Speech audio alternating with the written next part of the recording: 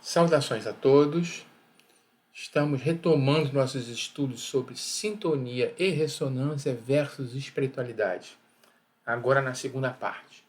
Na primeira parte, nós estudamos conceitos apenas científicos, definimos sintonia, definimos ressonância, vimos alguns exemplos de aplicação no mundo real à nossa volta. E hoje nós vamos abordar mais o aspecto da espiritualidade. Vamos tentar ver se aqueles conceitos que foram firmados pela física podem, de alguma forma, ter uma correspondência em fenômenos espirituais. É altamente recomendável que aqueles que não assistiram à primeira parte, que assistam. Podem terminar de assistir esta segunda parte, mas assistam também a primeira. E quem já assistiu, assiste de novo. Porque na repetição que nós vamos conseguindo absorver melhor esses conceitos que são simples, mas nem tanto assim. E isso tem que entrar no nosso sangue, tem que fazer parte do nosso processo mental. Quando nós conseguimos olhar para um fenômeno espiritual da mesma forma que olhamos para um fenômeno físico e entendendo o fenômeno físico, isso nos ajudar a entender o fenômeno espiritual, aí sim nós estaremos conseguindo começar a juntar essas pontas. Antes de tudo, a nossa vinheta.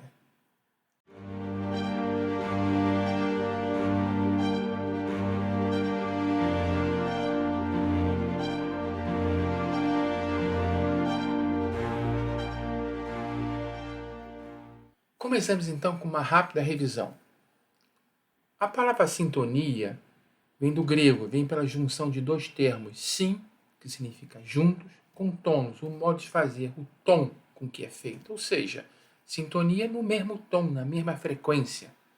Na física, nós entendemos por sintonia quando dois sistemas encontram-se vibrando na mesma frequência.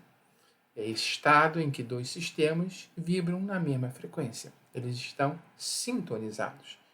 Essa figura do rádio aí, está o dial aí sendo rodado, buscando a estação, buscando sintonizar a frequência de uma estação. Quando nós achamos a estação do rádio, ou no rádio, nós estaremos sintonizando a emissão da torre de transmissão com o nosso rádio. E ressonância, na física, é um processo de transporte de energia de um sistema oscilante, de uma certa frequência, para outro sistema que esteja oscilando na mesma frequência. Então, no fenômeno de ressonância, nós temos um transporte de energia entre dois sistemas que oscilam na mesma frequência, ou seja, que estejam sintonizados. Continuando, vejam esse copo, o exemplo da taça aqui agora. Quando esta taça é submetida a ondas sonoras, se essas ondas sonoras estiverem ajustadas para vibrarem na mesma frequência de vibração natural desta taça, ou seja, a maneira como essa taça pode oscilar, ela começa a absorver energia sonora, originalmente mecânica, entra em vibração, começa a oscilar também, e à medida que a amplitude desta vibração cresce, à medida que ela absorve energia, chega a um ponto em que alcança o seu limite de resistência e ela estoura. É um fenômeno muito explorado no cinema, bem conhecido, mas pouco entendido. Um outro exemplo prático, para mim bastante familiar para nós, são as torres de transmissão de rádio, TV, etc. Temos aqui várias torres de transmissão, cada uma emitindo na sua frequência. Se tivermos um radinho com uma anteninha para captar essas ondas de rádio, por exemplo, de radiotransmissão, e se esse nosso radinho for ajustado na frequência da estação que nós queremos, nós vamos conseguir um fenômeno de sintonia entre a torre transmissora e o rádio receptor. E esse é feito se esse rádio estiver provido de um sistema ressonador, onde, ao mexer no dial, nós estamos variando uma capacitância interna que muda a frequência natural de vibração desse circuito. Quando esse circuito é posto na mesma frequência que a estação que nós desejamos escutar, se fecha essa sintonia e começa a haver uma transmissão de energia da torre emissora para o rádio receptor, que é amplificado internamente e produz o som. Nós vimos isso com um pouco mais de detalhes, é mais complexo que isso, mas na primeira parte isso é um pouco mais detalhado. Então, na figura aí, sintonizamos em FM 88, a radinho parou lá nesta frequência, e aí nós conseguimos captar a transmissão sonora desejada. Então, já vimos a primeira definição. Na ressonância, o processo de transporte de energia de um sistema oscilante de frequência própria para um outro sistema oscilando na mesma frequência. O foco é transporte de energia entre dois sistemas oscilantes, vibratórios, que estejam na mesma frequência. Mais um exemplo, o famoso diapasão. Esse diapasão normalmente são ajustados por uma certa nota musical, um Lá. Então, quando se toca, se bate numa vareta de diapasão, ele entra em vibração, essa vibração se transmite para o ar e o som se propaga. É fraco. Se nós acoplarmos esse diapasão a uma caixa de ressonância que amplifica esta vibração, ela terá maior potência de transmissão. E se essas ondas sonoras atingirem um segundo diapasão sintonizado na mesma frequência, ou seja, um outro Lá, ele, ao captar esta onda sonora, ele também entra em vibração. Uma bola pendurada e encostada na vareta do segundo diapasão vai comprovar que ele entrou em vibração pelo movimento que é transferido na bola. Então, a energia que é aplicada por esta baquete no primeiro diapasão se transmite sob forma de ondas sonoras através do ar, é captada, é recebida pelo segundo diapasão e aplica-se sobre a bolinha que entra em oscilação também. Um emissor e um receptor. Energia passando da baquete através dos diapasões até a bola pendurada no barbante. Para quem não acredita na física teórica, pode ver aqui a prática. Esse professor de física está fazendo exatamente isto. Ele aplica uma energia mecânica no primeiro diapasão, que está acoplada numa caixa de ressonância, que amplifica essa energia. A onda sonora atinge o segundo conjunto de diapasão, caixa de ressonância, que entra em vibração e movimenta, faz oscilar aquela bolinha pendurada por um fio. Transmissão de energia por ressonância, mas isso é possível porque os dois conjuntos de diapasão, caixa de ressonância, vibram na mesma frequência. Se um tivesse ajustado para o Lá e o outro para o Mi, não haveria esta transmissão de energia. Ressonância associada, então, à transmissão de energia entre dois sistemas sintonizados na mesma frequência. É isso que nós temos que guardar. Mais um segundo exemplo, que foi visto na primeira parte. Um ser humano emitindo um som através de seu sistema fonador. Ele aplica energia, faz o ar atravessar as cordas vocais e esse ar ele recebe pulsos de energia, entra em vibração e se transmite através do ar como um som. Se no caminho desse som estiver uma taça não muito resistente, porque a energia transmitida não é muito grande, porém, que seja capaz de oscilar na mesma vibração que o som emitido, na verdade o que acontece é o inverso, né? A pessoa procura ajustar as suas cordas vocais, procura ajustar o som emitido para a frequência natural de vibração desta taça. A taça começa a absorver energia, ela entra em oscilação, a oscilação vai aumentando de amplitude até que ela não suporta a amplitude máxima e quebra. Transmissão de energia entre dois sistemas ajustados na mesma frequência. Muito bem, então o foco agora é transmissão de energia através de uma onda. Onda sonora, onda de radiotransmissão, onda eletromagnética, luz. Tudo são ondas. As ondas, basicamente, são mecanismos de transmissão de energia, que no caso das eletromagnéticas dispensam até um meio material, elas transmitem até no vácuo. Mas mesmo as ondas mecânicas, elas não transmitem matéria. É diferente de um carro batendo no outro. Matéria batendo em matéria. Não. Elas simplesmente provocam uma oscilação no meio, e essa oscilação é a maneira como a energia está sendo transmitida de um lado para o outro. Bom, que lado? Já vimos o exemplo, uma torre de transmissão, um radioreceptor. Emissor e receptor.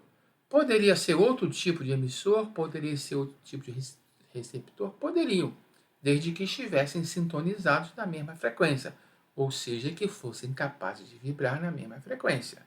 Então vamos abusar um pouco? Assim, antes de abusar um pouco. A sintonia implica o quê? Mesma frequência. F, frequência de 1 igual a frequência de 2. Ou, de uma outra maneira de dizer isso, é o mesmo comprimento de onda. O comprimento de onda emitido pela estação transmissora é igual ao comprimento de onda que essa estação receptora consegue vibrar também. Se isso acontece, o fenômeno de ressonância acompanha. E no fenômeno de ressonância, o que se vê é energia transmitida pelo emissor chegando no receptor. Ok? Esse é o resumo da primeira parte. Vamos avançar um pouquinho mais. Poderia se pensar no cérebro humano como um emissor e receptor? Poderia, sim.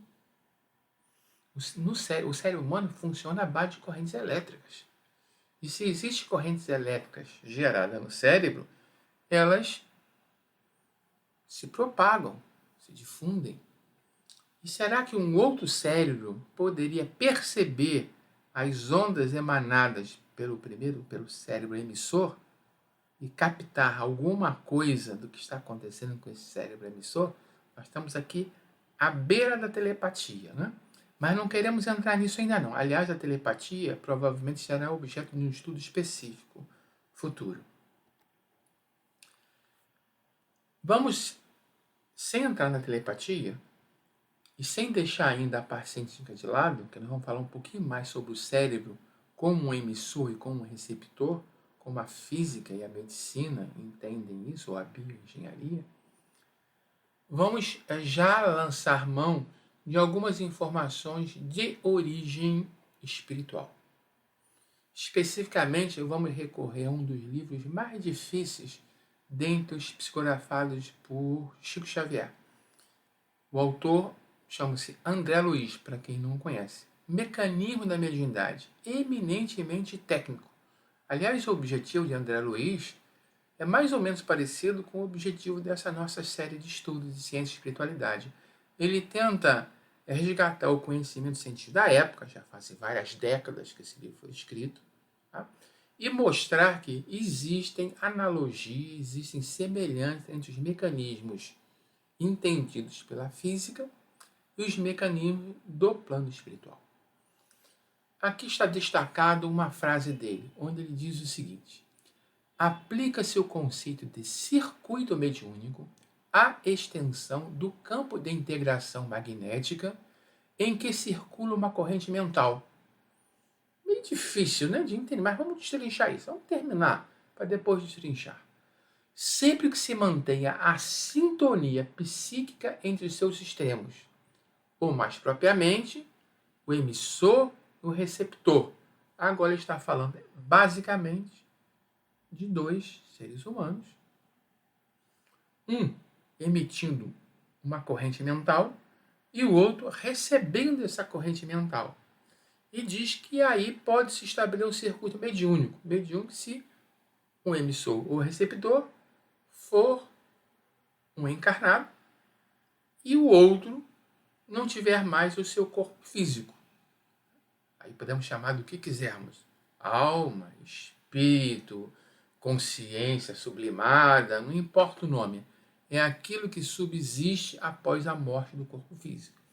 Para quem estiver assistindo esta série, desde o início nós falamos nossos objetivos de forma clara, mas segregamos. Quem quiser apenas se restringir aos estudos físicos, já tinha sido avisado antes, vamos reforçando que a partir de agora nós vamos entrar com maior intensidade na parte dos conceitos espirituais, porque o objetivo é verificar se há correspondência ou não. Nos deem algum grau de tolerância e de paciência, e se depois quem estiver assistindo achar que é inadequado, tudo bem.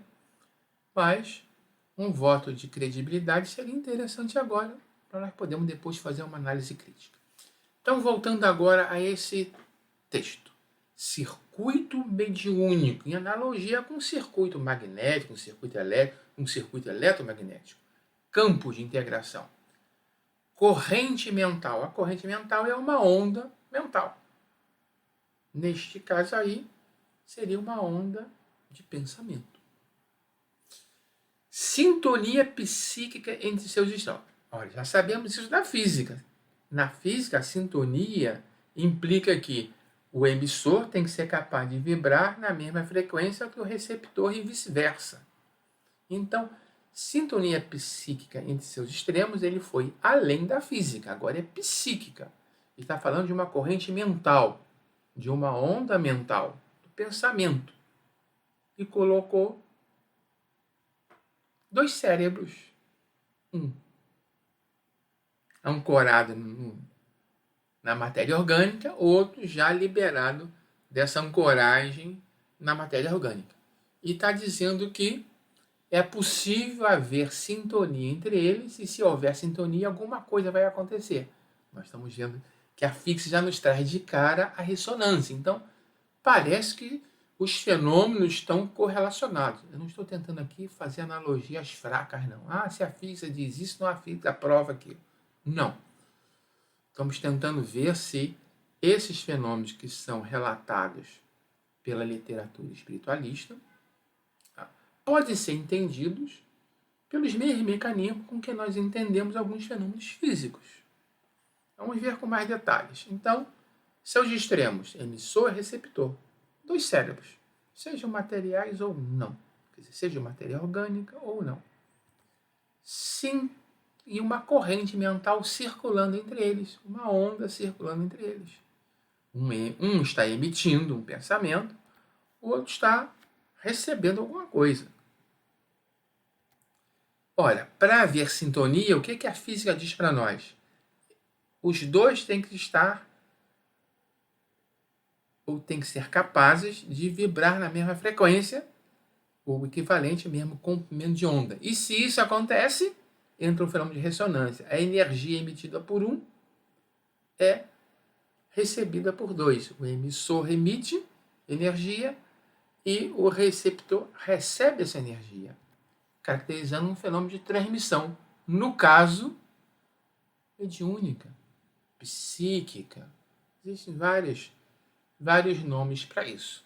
Mas agora nós estamos tentando ligar conceitos da física com os conceitos da espiritualidade. Vamos aprofundar um pouco mais. Vamos voltar um pouquinho para o nosso cérebro orgânico.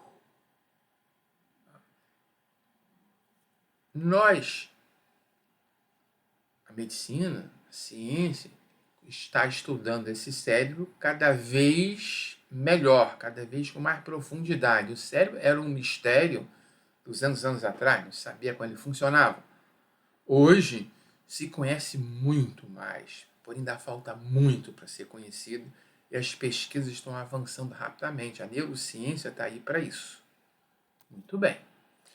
Observem algumas características interessantes. O cérebro humano tem uma massa, tem um peso de 2% do corpo inteiro. Então, se eu peso 80 quilos, média aí o meu cérebro deve pesar 1,6 kg. Porém, ele consome 25% de toda a energia do nosso corpo. Então, se nós estamos aqui ligados na dieta, 2.000 calorias para não engordar, é o que nós nos permitimos ingerir de alimentos. 500 calorias vão para o cérebro funcionar. Não é à toa que Matrix, né, usou a solução onde as máquinas retiravam energia do corpo humano. 25% de tudo aquilo que nós nos alimentamos é usado pelo cérebro, da energia dos alimentos é usada pelo cérebro. Então, um cérebro humano poderia gerar energia suficiente para acender uma lâmpada de 25 watts. Está aí Matrix direto. Os cérebros humanos alimentando as máquinas em Matrix por causa disso. Não é desprezível, não é desprezível. É claro que se nós puxarmos 25 watts de um cérebro humano, não vai sobrar energia para ele funcionar, né? Vamos continuar. Um pouquinho mais ainda de ciência sobre o cérebro. Hoje, os métodos de estudo das ondas cerebrais avançaram muito. Todos já ouviram falar em eletroencefalograma. Mas a coisa vai muito além da eletroencefalografia. Nós temos a ressonância magnética funcional, a tomografia por emissão de pósitrons de matéria. Já falamos isso em um outro estudo. Magnetoencefalografia, já entrando com as questões das ondas magnéticas. Espectroscopia de infravermelho próximo, o NIR. Isso tudo são equipamentos que estão captando, mensurando, medindo ondas cerebrais do nosso cérebro. De vários tipos. Muito interessante essa ressonância magnética funcional. Hoje, através desses eletrodos postados em várias posições do cérebro, o pessoal está estudando aonde um determinado estímulo é percebido pelo cérebro e qual a influência. Então, você consegue até traçar o caminho de um estímulo. Vai para o lugar tal, vai para o lugar tal, vai para a região tal cerebral. Não quero aprofundar muito, mas isso é o objeto de estudo hoje. Como o cérebro está funcionando, isso é medido. Medido como? Medido a frequência, comprimento de onda. E claro que tem uma energia envolvida. Cada onda cerebral moldada por essa frequência, que é pela frequência que o cérebro dispara. E possui uma amplitude de onda. E as regiões do cérebro possuem maior ou menor atividade cerebral em frequências específicas. Ou seja, determinado estímulo vai afetar uma região e não outra. Isso é mapeado através dessa instrumentação. Aqui tem uma referenciazinha que fala sobre frequências cerebrais, não vamos adentrar muito nisso agora. E também en passant, eu achei muito interessante esse artigo. Vamos voltar a ele se fizermos esse estudo de telepatia, por isso não vou desenvolver ele agora, onde se tenta descobrir se, apesar das emissões cerebrais, das ondas emitidas pelo cérebro, e detectáveis pela ciência material, serem muito fracas, se um outro cérebro poderia conseguir recebê-las e teria algum efeito sobre um segundo cérebro que estivesse mais proximidades. Aqui ele apresenta hipóteses interessantes sobre isso. Vamos deixar para depois. Voltamos para André Luiz em Mecanismo da Mediunidade. Ele diz que o nosso pensamento vibra em certo grau de frequência. Então agora é que ele está dizendo aquilo que eu já havia antecipado antes. Né? Quando nós pensamos, nós emitimos ondas, vibrações, e essas ondas e vibrações, por serem ondas e vibrações, possuem uma frequência determinada, senão não seriam ondas e vibrações. Então, o nosso cérebro além daquelas energias, daquelas vibrações emitidas por aqueles equipamentos científicos que estão ligados à parte orgânica de nosso cérebro, além delas, tá? A neurologia identifica outros tipos de ondas e vibrações emitidas pelos nossos cérebros. E aí agora é a contraparte espiritual. Já vimos que na contraparte orgânica, isso é um fato. Quando a gente fala em frequência de onda, então teríamos que relembrar, mesmo que muito rapidamente, eu meio que me comprometi em outro estudo a trazer de novo um detalhamento mais profundo sobre a física ondulatória, mas quando se fala em onda, se fala, tá, na transmissão de energia com um certo comprimento de onda, e a frequência seria quantas vezes esse comprimento de onda se propaga por segundo. Quando se fala em onda eletromagnética, nós estamos falando em velocidade da luz. Então, a relação entre o comprimento de onda e a frequência da onda é dada por essa equaçãozinha aqui muito simples. Não vamos passar disso. Velocidade de onda, comprimento de onda, frequência. Bem, agora então nós vamos voltar a alguns fenômenos que foram apresentados no estudo de sincronia. Estava incompleto, estava capenga aquele estudo, e aquilo estava me incomodando muito. Apesar de respaldado por experimentações científicas. Aquela história de escutar um concerto musical junto com outra pessoa nos induz que os nossos batimentos cardíacos vão sincronizar, né? Vão ter o mesmo batimento cardíaco. Lembram disso? Se não lembram, escutem. Se não assistirem, assistam, porque está tudo conectado. Essa série começou em sincronicidade, passou por sincronia, estamos fechando sintonia e ressonância, para depois ir mais à frente, e com mais física à frente ainda também, quando nós falamos sobre a parte da corrente vibratória, do ponto de vista físico e espiritual. É o que virá mais à frente. Mas nós vimos em sincronia que existe uma capacidade indutora entre pessoas que compartilham certos estímulos juntos. Então, por exemplo, assistir a um filme violento induz emoções negativas. Há uma sincronização, inclusive na parte de emoções. E aí a sintonia vem junto. E se a sintonia vem junto, a ressonância acontece naturalmente. São aqueles, por exemplo, se for um filme, o ponto focal é um filme violento, é um filme que vai nos deixar meio que down, um baixo astral. Por exemplo, o que acontece muito comigo, o filme de campo de concentração, não assiste campo de concentração, me deixa em baixo astral mesmo.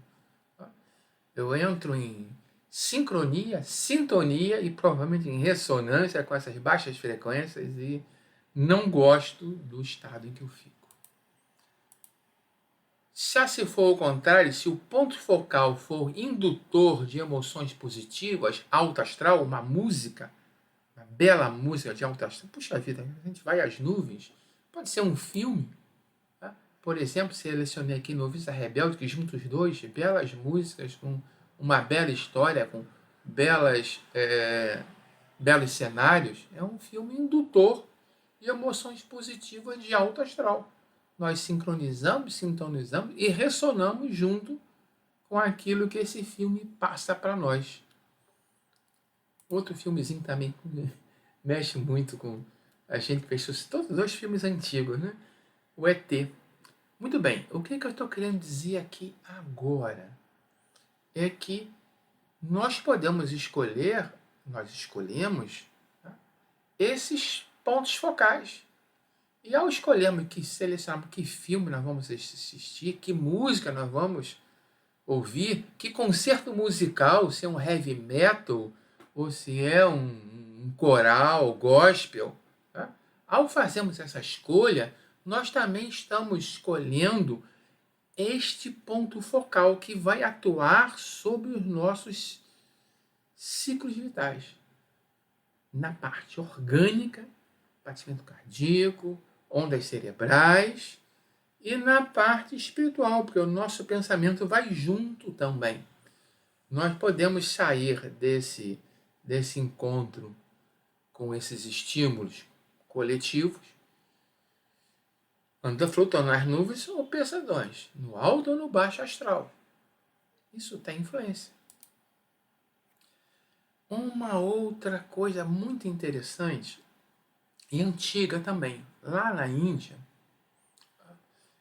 existe esse conceito do guru e do chela.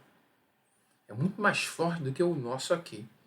O guru tem um ashram, tem lá um templo, um lugar onde ele vive e administra os seus ensinamentos, e os seus discípulos vão para lá e vão morar com ele 24 horas do dia junto com esses gurus, escutando, conversando, respirando o mesmo ambiente, a mesma atmosfera psíquica que esse guru proporciona. E os efeitos, segundo algumas correntes espiritualistas indianas, está o Actipati ou Saktinipata. Tenho a menor ideia, já disse isso antes, se é assim que se pronuncia ou não. Mas isso vem do sânscrito. Não sei falar sânscrito, pelo menos não lembro mais. Esse é o ato de um guru quando ele confere uma forma de poder espiritual ou despertamento sobre o seu discípulo. Sakti energia, Pakti toque. Transmitir energia pelo toque. E o que nós estamos vendo aqui é que nem precisa do toque. E de fato, em algumas outras situações, não precisa mesmo do toque. Por quê? A ressonância dispensa o contato fixo, já que as ondas saem do emissor em direção ao receptor, desde que o receptor esteja sintonizado. Ora bolas, viver 1, 2, 3, 4, sei lá quantos anos ao lado de um guru, vamos sintonizar com essa pessoa. Claro que por ele ser o guru, ele é o emissor mais forte, senão poderia acontecer o inverso, ele sintonizar conosco. Aí nós estamos rebaixando a frequência vibratória do guru. Não, nós estaríamos nos elevando se conseguíssemos sintonizar com esse guru e estaríamos nos beneficiando do fenômeno de ressonância, transmitindo alguns tipos de energias dele para nós. O Sakti-pati pode ser feito por um mestre iluminado, pela transmissão através da palavra ou mantra, vejam, agora a palavra ou mantra, nem mais o toque, pensamento, olhar, ou até pelo toque. O toque, quando é feito, normalmente é feito no chakra frontal, o tal famoso terceiro olho. Mas quando ele faz em transmissão pela palavra, por um mantra, por um olhar, por um pensamento, ele está falando de fenômeno de ressonância. Para isso, tem a condição prévia, a sincronia e a sintonia. Então, agora nós completamos os conceitos que faltavam para entendermos melhor essa situação. Segundo esse autor, o Shaktipati é a projeção da aura do guru sobre o discípulo. Ao projetar sua aura, está projetando seu campo vibratório. Vamos definir de maneira bem simplória a aura como o campo vibratório do guru, pelo qual o guru adquire o mesmo estado, o discípulo adquire o mesmo estado mental do guru. Claro que é de importância capital que esse guru tenha um alto nível espiritual e vibre com alta frequência e com bastante amplitude e intensidade. Ele pode estar lá com altíssima frequência, mas está fraquinho ali, tadinho dele. Aí não consegue transmitir, não vai quebrar a taça. Nesse caso aí não vai construir um novo estado vibratório em seus discípulos. Vamos sair da Índia e agora vamos para o Japão, para o Reiki. No Reiki, a iniciação abre os canais energéticos do iniciante. O Reiki, vamos falar de duas maneiras. O mestre Reiki aplicando o Reiki para um paciente, para promover a cura dele, ou o mestre Reiki transmitindo o seu conhecimento e fazendo a iniciação de um discípulo. A iniciação do discípulo pressupõe uma sintonia. A palavra sintonia é usada no Reiki. O discípulo tem que estar sintonizado com o mestre. Originalmente, era parecido com aquela situação do Sakti-pati. Ele requeria um toque físico e áurico no aluno pelo mestre. Hoje já há quem faça isso até mesmo à distância, não vou entrar no mérito de validade ou não, que eu percebi que existem correntes que aceitam que seja feito mesmo sem contato físico e outras que consideram que o contato físico é indispensável. Uma explicação simplificada é que o guia espiritual... sim, desculpa, quase que eu me perco aqui agora. Quando eu estava fazendo essa apresentação para um grupo onde havia um médium, este médium recebeu a seguinte explicação de seu guia espiritual. Então, agora é uma explicação dada pelo lado de lá mesmo, diretamente para um médium, através de um fenômeno telepático, vamos chamar de forma bem simplificada. Ele disse o seguinte: na iniciação reikiana, o mestre transmite uma chama, uma energia, ele chamou de chama, da sua linhagem, ou seja, da sua faixa vibratória para o seu aprendiz. E no futuro, esse aprendiz, se tornando um mestre, vai fazer o mesmo com os seus iniciados. E essa linhagem, essa chama, essa faixa vibratória se propaga e se espalha pelo mundo afora. Bonito, né? Já fomos para Índia, China, vamos agora para Galileia, 2000 anos atrás. Alguém de elevadíssima frequência vibratória e amplitude, não era só a frequência, não era, que era elevada, também de grande poder espiritual, viveu lá. E a seu lado viveram 12 discípulos, 12 apóstolos. Durante 3 anos, comiam juntos, andavam juntos, viajavam juntos, pregavam juntos, trabalhavam juntos. Mesma coisa daquele guru e seus chelas. Nesse contato, isso agora eu estou voltando para, já foi apresentado no estudo de sincronia. Isso é físico. Se 12 pessoas viverem desta maneira, escutando o mesmo professor durante 3 anos, não precisa um professor. Aqueles experimentos de uma sala de aula, tá? Não precisa de 3 anos, numa sala de aula, experimentos mostraram que os alunos que prestavam atenção no professor sincronizavam o seu ritmo cerebral. Imagine esses apóstolos, 3 anos vivendo junto com o mestre, sincronizaram o ritmo cerebral e muito mais que isso. E agora, quando a gente pensa no Cinque-Pak e na iniciação reikiana, é óbvio que, se eles sintonizaram com a frequência espiritual de Jesus, por ressonância, eles receberam parte do poder espiritual emanado por Jesus. Tanto assim que saíram pregando. Jesus mandou eles espalharem-se e pregarem o Evangelho e fazerem milagres sob sua autoridade, sob seu poder espiritual, através do fenômeno de ressonância. Há uma mensagem passada por um discípulo de Jesus num livrinho, Mensagem do Grande Coração, onde eles dizem que quando eles viviam junto a Jesus, eles viviam como se estivessem embriagados numa aura, num magnetismo muito forte. Eles viviam aquela atmosfera que era algo que os envolvia intensamente. Então, descrever assim: eu passei a vibrar no outro plano a que era chamado irresistivelmente pela força magnética de Jesus. Eu não transcrevi, mas ele diz mais, que quando Jesus se foi, eles ficaram meio que perdidos. A minha analogia equivalente é alguém viciado no cigarro sem o cigarro. Eles ficaram com síndrome de abstinência de Jesus. E aí correram atrás desta energia de uma outra forma. Foram obrigados a correr atrás. Necessidade faz o sapo pular. E o que aconteceu? O Pentecoste. Eu não quero nem falar muito sobre a chegada do Espírito Santo para não misturar os canais. Aí perde a sintonia se misturar os canais, né? Muito bem. O seu magnetismo arrastava-nos às raias do inconcebível. Conclusão final. A mim, pelo menos, honestamente, parece que Os fenômenos que foram estudados pela física nos conceitos de sintonia e ressonância têm muita similaridade com muita coisa que é apresentada por várias disciplinas espiritualistas. Eu não estou dizendo que seja a mesma coisa. Eu não estou dizendo que seja aquela mesma ondinha que o eletroencefalograma capta, que é o pensamento que vai ser transmitido. Não.